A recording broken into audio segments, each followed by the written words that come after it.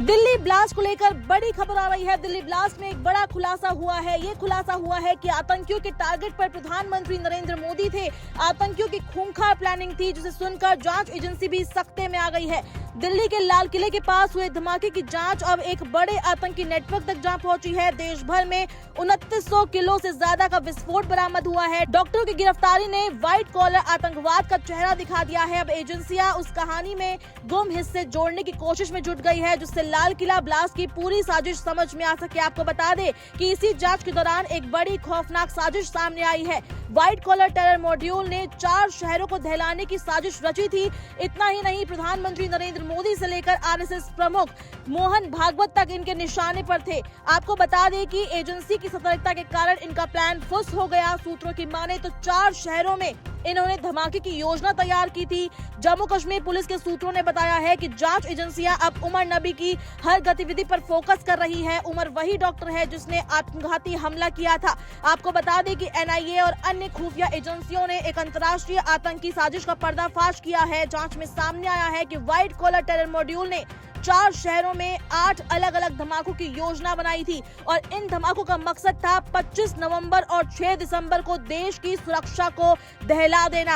आपको बता दें कि 25 नवंबर को अयोध्या में प्रधानमंत्री नरेंद्र मोदी और आरएसएस प्रमुख मोहन भागवत की उपस्थिति में राम मंदिर के मुख्य शिखर पर ध्वजारोहण कार्यक्रम होना है, जिसके दौरान विस्फोट की इन्होंने साजिश रची थी। इसके अलावा ये भी खबर सामने आई है कि 6 दिसंबर को दिल्ली में आतंकवादी गतिविधियों को अंजाम देने की योजना बनाई गई थी। जांच एजेंसियों के अनुसार ये व्हाइट कॉलर यानी पढ़े लिखे लोगों का नेटवर्क था, जो कई शहरों में एक साथ धमाका करने की योजना बना रहे थे। पुलिस सूत्रों ने बताया है कि ये आतंक मॉडल दिल्ली एनसीआर में 6 जगह धमाके करने की साजिश रच रहा था और तारीख चुनी गई थी 6 दिसंबर यानी बाबरी मस्जिद विध्वंस की बरसी।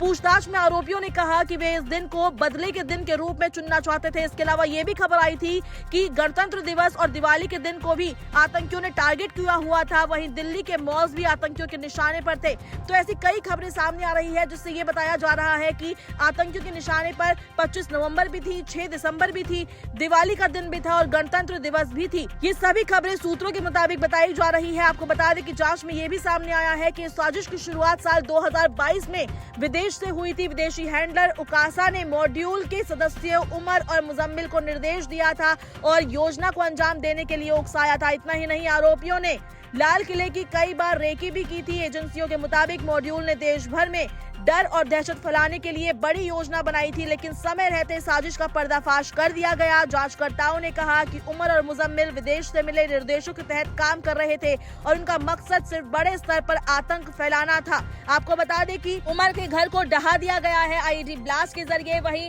जब दिल्ली में उसने ब्लास्ट किया था तो उसमें उसकी भी मौत हो गई थी। आपको बता दें कि जो खबर सामने आ रही है उससे यही पता लग रहा है कि इन आतंकियों का दहशत फैलाने का मकसद था और देश के कई शहरों में आतंक फैलाने का मकसद था और कई जगहों पे बड़े धमाके करने की इनकी पूरी प्लानिंग थी।